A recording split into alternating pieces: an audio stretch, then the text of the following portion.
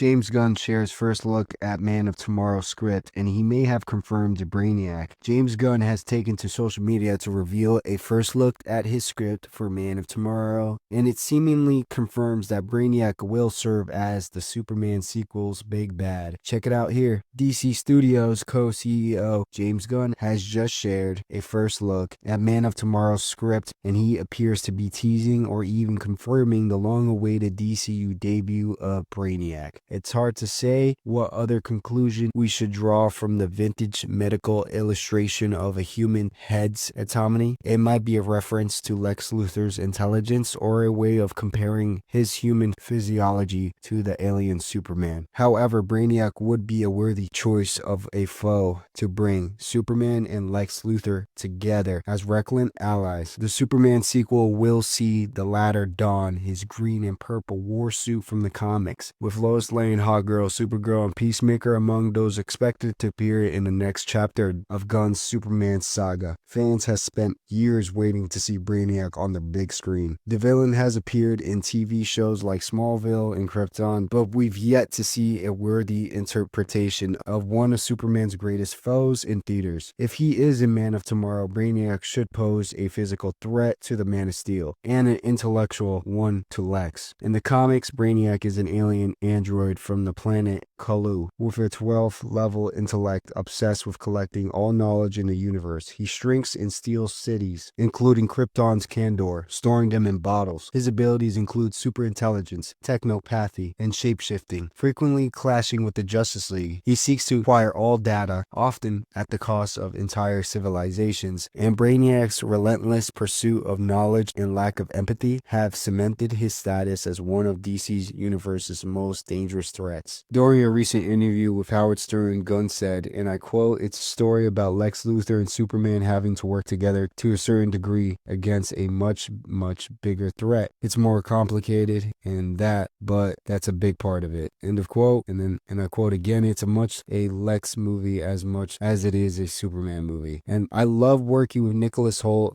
I relate to the character Lex, sadly. End of quote. I really wanted to create something extraordinary with the two of them. I just love the script so much. End of quote. On social media, Gunn shared, and I quote, "As I've said countless times, you can watch every project by itself, of course, just like you can watch Peacemaker by itself or watch Superman without seeing Creature Commandos. But Man of Tomorrow and Peacemaker Season 2 are very connected." End of quote. Check out Gunn's Man of Tomorrow tease in the Instagram post where he teases that script. My opinions on this. So, I think this is pretty cool. I usually don't complain about stuff like this. Like, there's always people like, oh, like, why is James Gunn doing a Superman sequel if it's not even about Superman? Like, let the dude just cook. Let the dude just cook and let's see how it is, alright? You guys didn't like the first Superman movie. Some of you guys didn't like it. Some people did. Okay, big deal. Personally, I think it's a really good Superman movie. Honestly, the best Superman movie. I think it's better than Man of Steel. And I think Man of Tomorrow is going to be better than Man of Steel. Man of Steel is just like an origin injustice movie. Not to throw hate. I like that movie, but it's literally an origin injustice Superman movie.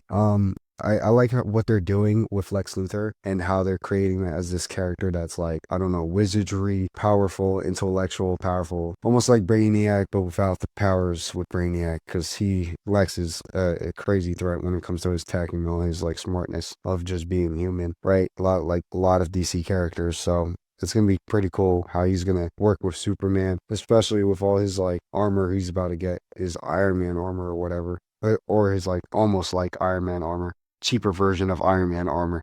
Not to roast Lex or anything, but I mean, he did destroy half the city, so I have the right to roast him. I think that what they're gonna do with this movie is do what they do with the characters in the last movie, right? Mr. Terrific and the Justice Gang. They're gonna do a Peacemaker and Man of Tomorrow, make them shine, make them important to the story. It seems like James Gunn likes to put a lot of characters in his movies, especially for Superman, and it's gonna be very controversial for him, right? People are not gonna like that. Other people are gonna be okay with it. Me, I'm okay with it. People just don't like the fact that he just adds these other superheroes in his movies, at least for the standalone movies. They just don't like it, and it's like a big deal. It's like, why is it such a big deal? Because they're a superhero? There's characters in all types of movies. Just because there's a superhero, like, makes them, like, limited to have how many superheroes you can have in a solo movie. I don't really think it really that matters that much until there's, like, a crazy amount. I guess, people have reason because there was a lot in the first Superman movie. So it seems like there's going to be a little less, or I mean, like, who knows? This isn't really a Superman movie anyways, right? This is technically a Lex Luthor movie coming from James Gunn, right? It's a Superman Lex Luthor movie. So we'll see how this pans out, if